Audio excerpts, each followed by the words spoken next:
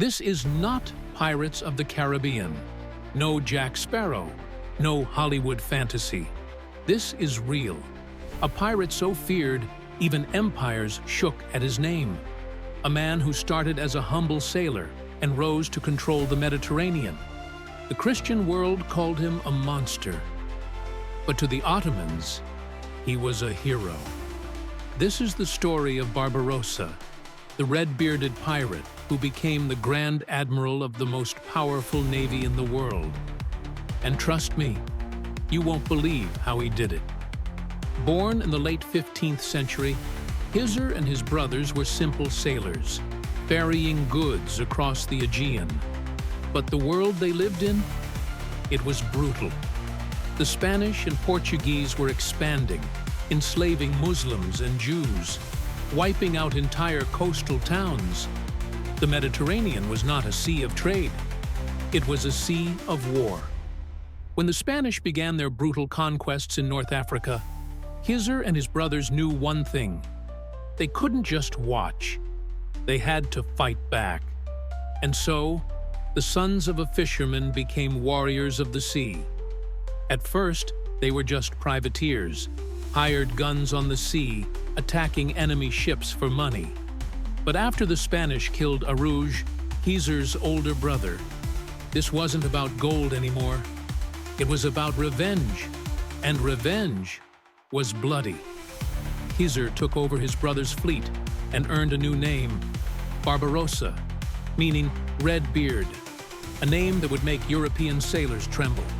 But Barbarossa wanted more than just raids. He wanted a kingdom. So, he took Algiers, not just as a pirate hideout, but as his own city. And this was just the beginning. Barbarossa knew he couldn't take on the Christian empires alone. So he made a genius move. He swore loyalty to the Ottoman Sultan, Suleiman the Magnificent. And in return, Suleiman made him Grand Admiral of the Ottoman Navy, turning a pirate into the commander of one of the most powerful fleets in the world. Now, he wasn't just raiding ships, he was waging war on entire nations. And soon, his biggest test would come, the Battle of Preveza. In 1538, the Christian world had had enough. A massive Holy League fleet, led by the famous Admiral Andrea Doria, set out to destroy Barbarossa once and for all. They had 6 times more firepower than Barbarossa's fleet. It should have been an easy win. But Barbarossa wasn't just a pirate. He was a master of naval warfare. He waited for the perfect moment. And when the wind changed in his favor, he struck. With lightning-fast tactics, he outmaneuvered the Christian fleet, trapping them, cutting them down one by one. When the smoke cleared, the mighty Holy League had been utterly humiliated. The Mediterranean now belonged to Barbarossa. After securing Ottoman dominance at sea, Barbarossa finally retired in Istanbul, but his legend never faded.